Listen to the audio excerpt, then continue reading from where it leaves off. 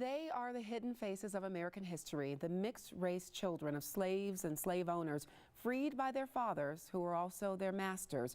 And some of those children were sent here to Colorado with a wealth of inheritance prior to the Civil War. The full, fascinating, true stories are the basis of a new book by Dr. Sharon E. Green. It's entitled Remember Me to Miss Louisa, Hidden Black-White Intimacies in Antebellum America. Dr. Green, welcome. You traveled all the way from Alabama to be here with us today. This is such a great, fascinating book. I mean, read it cover to cover.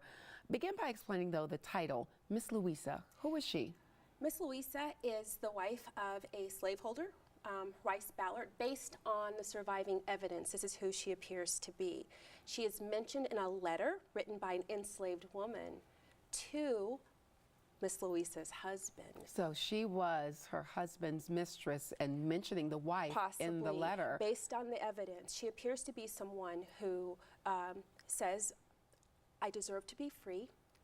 It is something that you need to arrange as soon as possible. Wow. This book is all true, based on things like those letters and historical records, but it's a difficult part of history to uncover because this is the opposite of what we've learned about relationships between slaves and masters. You're not trying to gloss that over. No, the horrors are there, but I'm inviting readers to look at those other crumbs of evidence that end up being a pretty big pile too. How do we find meaning in the ways in which human beings act inconsistently across time, including white slaveholders who freed a generation of women and children and made arrangements for their financial support. Let's talk about one such family in particular. They're significant for us here in Colorado. The Townsends, this is one member of that family, a man named Osborne Townsend, who lived in Georgetown, Colorado. He was African American. He was a silver miner, a barber, but he was also the son of a slave and a slave owner. Yes. What did his father do that was just so amazing given the time in history? Samuel Townsend never married. He's a native of Virginia.